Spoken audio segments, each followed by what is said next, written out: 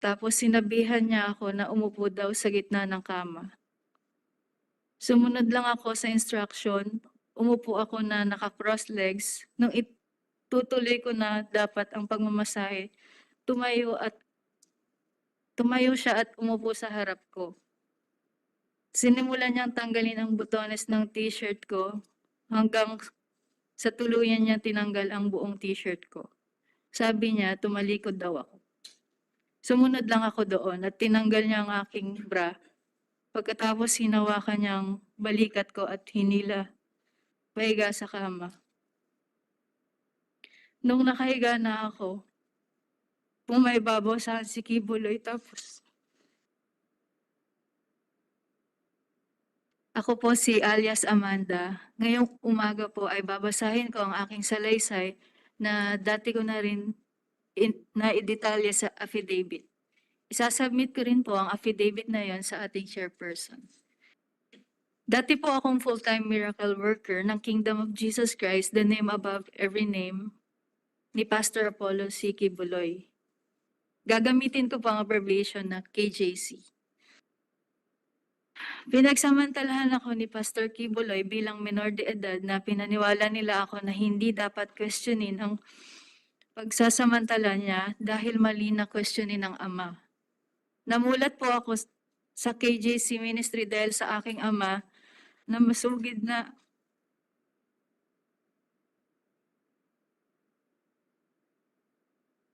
nakatutok sa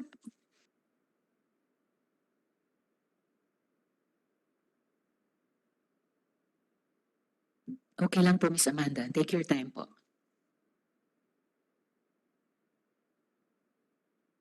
nakatutok sa palabas ni Kibuloy sa TV. 10 years old po ako nung naging full-fledged member ng KGC ang tatay ko sa aming city. Noong 2009, 12 years old na ako noon, sumisimba na kami sa KJC.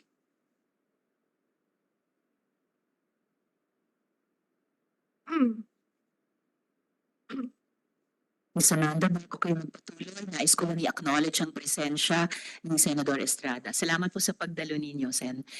Yes, Miss Amanda, patuloy po.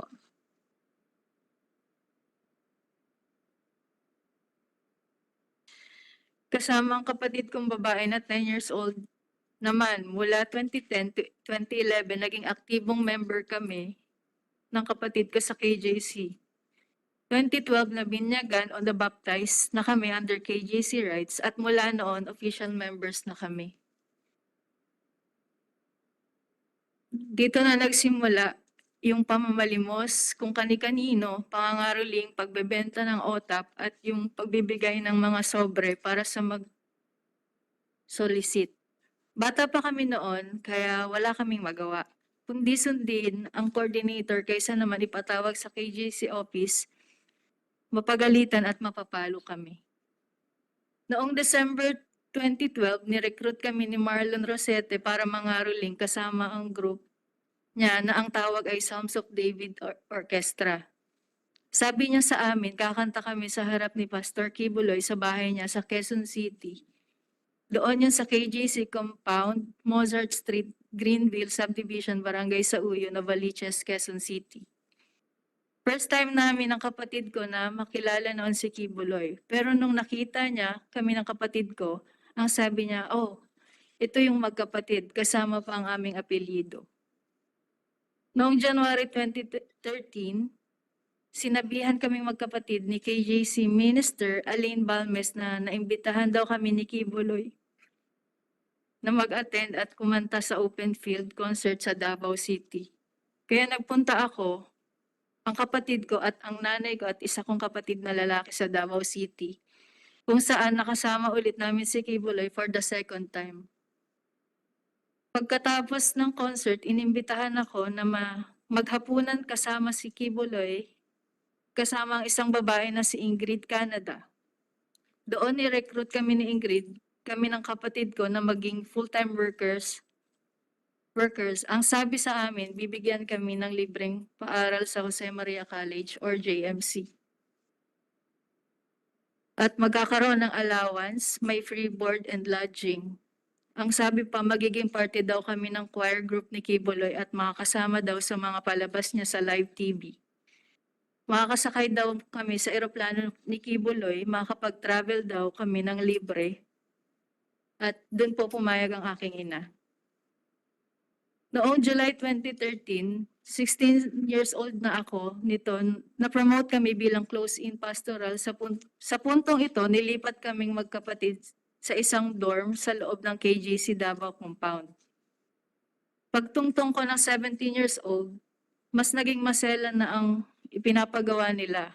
Tanda ko pa, September 1, 2014, kasi kakatapos lang ng tribute program ng KJC, tutulog na sana ako, pero sabi ng isang kasamang pastoral worker, magpunta daw ako sa dining area ng Bible School dahil pinapatawag daw ako ni Jacqueline Roy.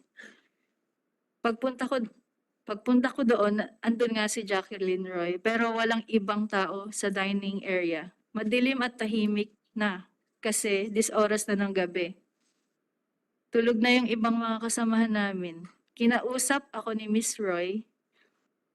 Ang sabi niya sa akin, Amanda, connection mo ito sa amahan. Privilege na mapabilang sa pastoral, isanctify mo ang sarili mo. Sabi niya, parte daw ng trabaho ng Ministry of the Pastorals na imasahe si Kibuloy. Sabi niya, special privilege daw ito dahil hindi naman daw lahat nahawakan at nakakalapit sa anak ng Diyos.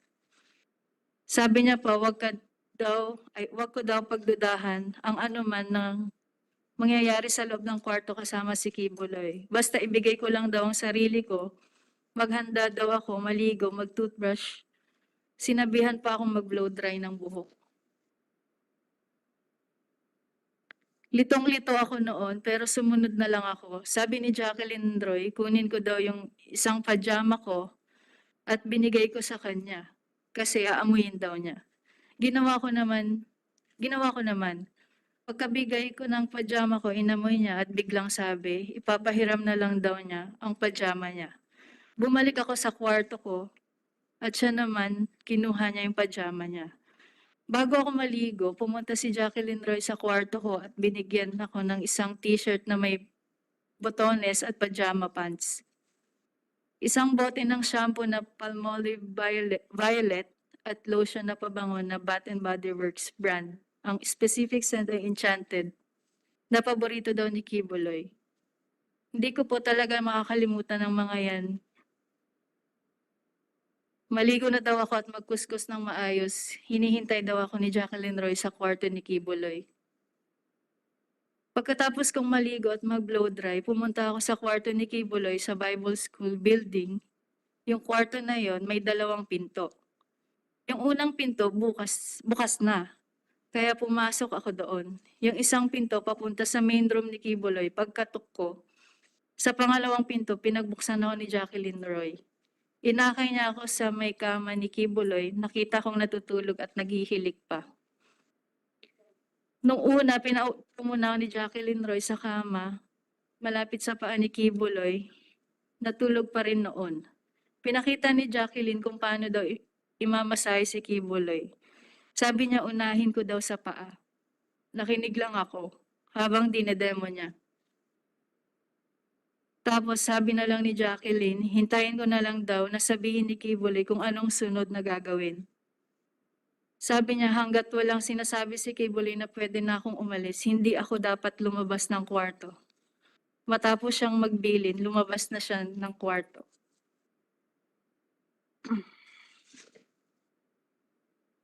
Pagkaalis ni Jacqueline, sinimulan ko na yung pagmamasahe hanggang sa namasahe ko na ang paa at likod niya. Inaantok na ako that time kasi halos 1 a.m. to 2 a.m. na po siya. Gising na si Kibuloy nito tapos sinabihan niya ako na umupo daw sa gitna ng kama. Sumunod lang ako sa instruction, umupo ako na naka-cross legs. Nung itutuloy ko na dapat ang pagmamasahe, tumayo siya at umupo sa harap ko. Sinimulan niyang tanggalin ang butones ng t-shirt ko hanggang sa tuluyan niya tinanggal ang buong t-shirt ko. Sabi niya, tumalikod daw ako. Sumunod lang ako doon at tinanggal niya ang aking bra Pagkatapos hinawakan niyang balikat ko at hinila pahiga sa kama. Nung nakahiga na ako, pumaibabaw sa si Kibuloy tapos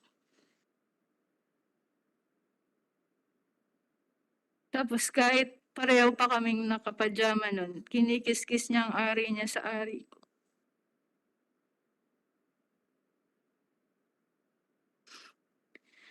Sinimulan niyang halikan ng leeg ko, nanigas na ako ng husto. Gusto kong sumigaw ng tulong at tanungin kung ano ang ginagawa niya.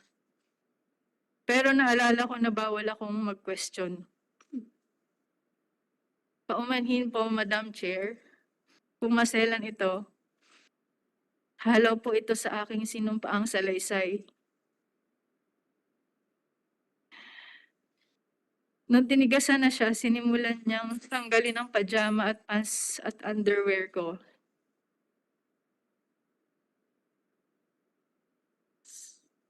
Sinipsip niya ang dibdib ko, tinanggal din niya ang pajama pants at brief niya na nanginginig na ang katawan ko sa takot at nakatitig lang ako sa kisame. Pinipigilan ko na lang ang mga luha ko dahil sobra akong nagulat at walang magawa.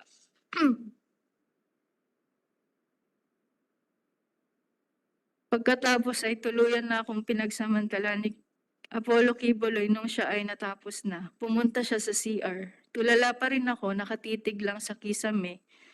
At dito nagsimula na akong umiyak. First time ko kasi ito. Ang dami kong tanong pero inisip ko na lang para makampante na baka ito ang kalooban ng Ama sa buhay ko. Pagkabalik ni Kibuloy galing CR, inutusan niya akong magdamit na ulit. Umupo ako sa sulok ng kama at patuloy ang pag-iyak ko. Tapos tinawag ako ni Kibuloy. Sabi niya, Amanda, umiga ka dito sa tabi ko at matulog ka na. Natulog akong nakatalikod sa kanya pero niyakap niya ako at humawak pa sa dibdib ko.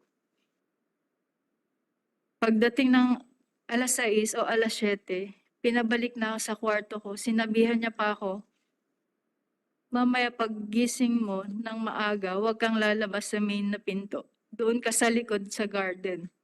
Tumango lang ako at sinabing, opo. Nais ko lang bigyan diin na minor pa ako noong nangyari ang mga ito. Mula noon ay inobserbahan ko na ang mga miyembro ng close-in pastorals. May isang pastoral lagi na maliligo, magbibihis at gagamit ng kaparehong shampoo at body wash na ginagamit ko. Tulad rin sa naranasan ko, babalik ang pastoral mga alas 6 o alas 7 ng umaga. Mula noon, gusto ko na talagang umuwi sa amin. Hindi ko naintindihan ng KJC ministry. Noong 2016, may misa sa open field sa loob ng compound ni Kibuloy. Habang nangangaral siya, hiniram ko ang telepono ng isa ko pang kasamahan at tinawagan ko ang nanay ko na saktong nasa airport noon. Napaiyak ako habang nagmamakaawa sa nanay ko na balikan ako sa compound. Pagdating niya, napaiyak ako ulit. Nang hingi ako ng pamasahe kasi sabi ko, gusto ko nang umuwi at sabihin sa kanya ang mga totoong nangyayari.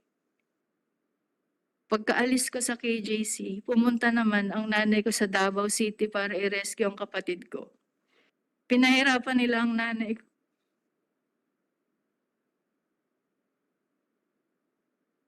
Pero dahil minor ang kapatid ko, sa kalaunan ay na-release din siya. Ang masasabi ko lang, sobrang traumatic ng pinagdaanan ko sa loob ng KJC compound.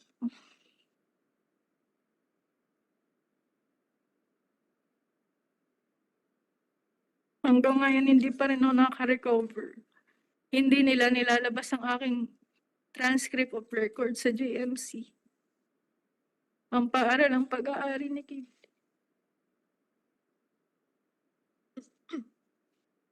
Dahil may utang daw kaming tuition, kami ng kapatid ko. Samantalang, una pa lang, sinabi na nila na kami ay scholar. Nakipag-ugnayan na rin ako sa mga dating pastoral na hindi na rin kontaktado sa KJC. ibinahagi din nila sa akin ang kanilang mga kakilakilabot na karanasan sa loob. Alam kong hindi lang ako ang menor de edad na biktima ng sexual harassment ni Kibuloy. Pinapasalamatan ko ang committee ito sa pagkakataong magsalita sa harapan ninyo ngayon. Thank you po. At higit, Amanda, pinasasalamatan ng komite ang iyong pagdalo dito ngayong umaga at pagkwento ng iyong kwentong buhay kahit napakahirap. At niyayakap ka po ng komite. Maraming salamat sa pagsalita mo. Kung maaari, ilang follow-up questions lamang, no? Patungkol dun sa salaysay ninyo. So para lang makuha ulit yung confirmation nyo, dahil paulit-ulit nyo ring sinabi dito sa salaysay, nabanggit mo na, menor de edad ka, no? Nung simulan kang abusuhin ni Kibuloy. Tama po ba iyon? Opo, tama po. Okay. At sa iyong pagkakaalam, may iba ka pa bang nakasama na menor de edad na close-in pastoral? Ibig pong sabihin, yung pinagsasamantalahan din silang mga menor de edad ni Kibuloy. Opo, meron din. Sa iyong pag-estima, Amanda, mga ilan ang pastoral na close-in ni Kibuloy, minor man o hindi, at any given time? During my time po, may meeting po kasi kami noon. Pinagsama-sama kami sa isang room. Tapos may list po ng pastoral. Doon ko po nakita na nasa 200, mahigit po kami. Pero hindi po ako ganun kasigurado kung close-in po ba, o close-in lang po ba yon or kasama ang outer circle ng pastoral. Kasi may dalawa pong klase ng pastoral. Inner circle at outer circle po. Okay. So yung inner circle na pastoral, yun yung whether menor de edad o hindi menor de edad, pinagsasamantalahan ni Kibuloy. Opo, yan po ang inner circle. Yun. And then yung outer circle, yun po yung bumubuo ng kabuuang 200. Yung outer circle po, yun yung susunod na maging inner circle. I see. Ano yun? Parang tinetrain pa sila, hinahanda pa sila. Parang ganun po. Okay. Ano po ba yung mga sinabi nila? Halimbawa itong paulit-ulit ko ling narinig na pangalan na si Jacqueline Roy. Binanggit din nung si Elias Sofia, Jacqueline Roy. Ano po yung privileges na sinasabi nila sa pagiging pastoral? May mga perks ba yan? May special treatment ba? At kaya ko po itinatanong, Miss Amanda, kasi gusto ko lang ikumpara yung pagtrato dun sa ibang mga regular members na nagpapagod naman na maglimos, no, sa mainit na kalsada. So pero sa pastoral, ano yung special treatment kunyari na ipinapangako? Pag napabilang ka po sa tinatawag na pastoral, pwede ka pong makapag-aral, makakain ng masasarap na pagkain. Yung tirahan po namin doon, aircon, yung shower namin, may heater. Tapos napapasama din po kami sa dinner or lunch ni Kibuloy, kasama ng ibang close-in. Ganun po. At lahat din ba ng mga close-in pastoral na pinapangakuan ng ganitong mga privileges, lahat ba sila, lahat ba kayo noon kasama din dun sa choir? Opo, kasama po kami. Paano kung hindi marunong kumanta? Design lang po yung iba sa likod. Okay, so Hindi basta... naman po lahat may hawak ng mic. Yun po. Okay. At ito nga, mabalikan natin yung narinig ko sa inyo, narinig ko kay Elias Sofia na pangalan. Sino naman yung Jacqueline Roy na yan o Ate Jack na yan na binanggit sa video at banggit nyo rin sa inyong salaysay? Siya po yung ate-ate namin na bridge po namin bago kami mag-report kay Kibuloy po. So siya yung nagtutulay sa inyo Opo. patungo sa pagiging close-in pastoral. Tapos may mga instruction po siya na magdasal po muna kami bago kami bago namin iharap yung sarili namin kay Kibuloy. Pero ate-ate ang trato nyo sa kanya. Opo, Kasi tawag din ni Elias Sofia sa kanya, Ate Jack. opo. Okay. Comsec, paki-note na sa susunod na pagdinig natin, imbitahin natin bilang resource person si Ms. Jacqueline Roy. So, Ms. Amanda, napanood nyo rin naman kasama nating lahat yung videos ng mga Ukrainians, sina Elias Sofia at saka Elias Nina. May naalala ka ba nung nandun ka pa rin dun sa kingdom na may mga Ukrainian nga na nandoon? Meron na po. Meron na. Meron na po. Okay. Sige, babalikan natin yung tungkol sa mga Ukrainian women sa hearing na ito. Nabanggit mo rin no, na hindi pa rin binibigay ang iyong transcript of records ng JMC, yung Jose Maria College Foundation Incorporated. So, tama ba yun yung buong pangalan ng JMC? Jose Maria College Foundation? Opo. Okay. So, anong naging impact niyan sa buhay mo? Kasi alam naman natin, tuwing mag-aaral tayo, magtatapos, yung TOR na yun, kailangan natin para either patuloy na makapag-aral or kung tapos na talaga, makapagtrabaho. So, anong impact na pati TOR mo nasa kamay pa rin ng JMC? Sobrang naapektuhan po ako nun kasi nung bata pa po ako, pangarap ko po talagang makapagtapos. Yun po yung pride ko talaga. Tas, nung hindi ko nakuha yung TOR ko, parang gumuho po yung gumuho yung mundo ko. Tas, buti na lang po ngayon, kahit papaano, may nakukuha pa ring trabaho kahit hindi nakapagtapos. Pero kasi, isa kasi sa pride ko yung makapagtapos po talaga. Mga kaibigan, no, mga colleagues, we invited Shed to be here. So salamat kay Director Edna May for being here. Para mismo sila ay tanungin sa isyong ito na isa sa maraming issue nire-raise ni Miss Amanda. And ma'am, the chair is also prepared to write a letter to the national office to help this process along. Sabi po ni Miss Amanda, gumuho yung pangarap niya, yung pride sana niya na makapagtapos, makapaghanap ng mga magagandang trabaho. Can the good director commit to working on this? Thank you, Madam Chair. We emphasize with what happened to Miss Amanda, no? Hindi niya kasalanan na hindi na i-release po sa kanya yung school records na sinasabi at consequently, yun na nga yung mga pangarap niya na sana gusto niyang matupad dahil alam naman po natin ngayon na requirement sa pag-apply ang TOR. Ma'am, ang Jose Maria Colleges Foundation Incorporated is under the jurisdiction and supervision of the regional office of Region 11. That's why we're trying to get in touch with one of their program specialists na nandito na pumunta ngayon. At magko-coordinate po kami sa kanila para po makita po natin kung ano po yung prosesong pwedeng pagdaanan at hindi po ma-delay ang pagre-release dahil po ayon po sa ating mga provisions ay kailangan pong ang school ay antimano na pagka-graduate ng isang bata kung wala naman po siyang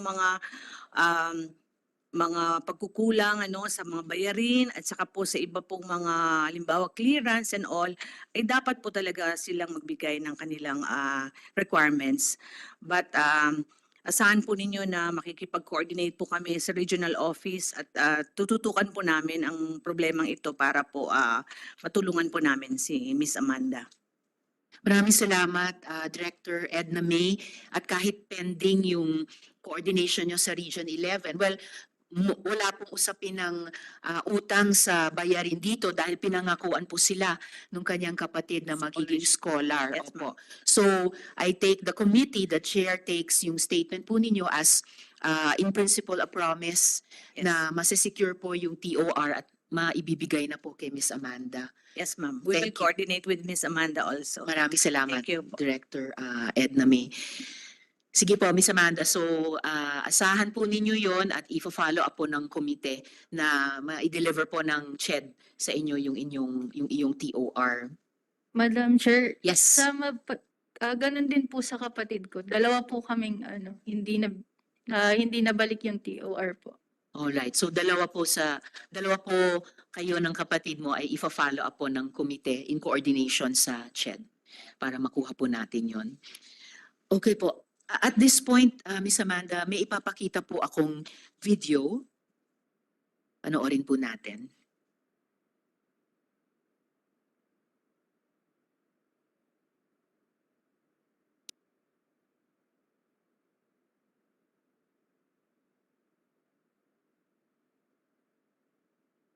Mag-iingat kayo ngayon. Mag-iingat kayo ngayon. Kayo yung nasa Facebook, nasa internet, nasira ng sira sa aking pangalan. Hindi ko na kayo papayagan. Sino man kayong grupo kayo, hahabulin ko kayo. Meron akong maraming kaibigan dyan sa NBI na pwede kayong tuntunin. Sige pa, pasimula na tayo. Gera ang gusto nyo, gera tayo. Spiritual battle gusto nyo, ganun ang gusto nyo, hindi nyo gusto ng kabutihan, niloloko pa ninyo. Nilay down ko ang kabutihan sa inyo, tapos nag-take advantage kayo, mga pobre kayo, mga prostitute kayo. Ikaw ba yung pinatutungkulan dito sa video na ito, Miss Amanda? Tinawag kayong pobre, prostitute. Ganito ba yung kanilang pananalita sa mga tumitiwalag sa kanya? Opo, ganyan po. Mas lalo na po sa mga pastoral. Sa mga pastoral na tumitiwalag. At ikaw ba mismo ang pinatutungkulan niya sa video na yan? Opo. At ginantihan ka nga ba ni Kibuloy? Nag-file ba ng kaso laban sa'yo? O yung ibang mga miyembro ng pamilya mo, mayroon bang ginawa rin sa kanila? Opo, at pending pa po yung cyber libel na kinaso po nila sa akin. Kinasuhan ka ng cyber libel? Opo. Okay. Tapos sa family ko naman po, marami pong nangaharas through messenger po. Chinachat po kami ng mga members, tapos sinasabihan po kami ng yawa, tapos blasphemer po. Alam ko yung salitang yawa, napakasakit na mura yon, no? Sa lengguaheng Bisaya. Ano yung huling sinabi nyo? Blasphemer. Blasphemer. So kayo na nga itong inabuso, kayo pa yung inaabuso ngayon, at kayo pa yung kinasuhan, Opo. cyber libel, at hinaharas pa sa social media. Alright. Very well noted yan ng komite. At this point, Miss Amanda, maraming salamat. Kung kaya nyo pa, just let the chair know. Kung hindi, pero kung kaya nyo pa, baka mamaya kung bumalik at dumating yung iba ko pang mga kasama ay baka may tanong sa inyo. But just let the chair know kung ano yung kaya mong gawin. Okay po, Madam Chair. Maraming salamat, Miss Amanda.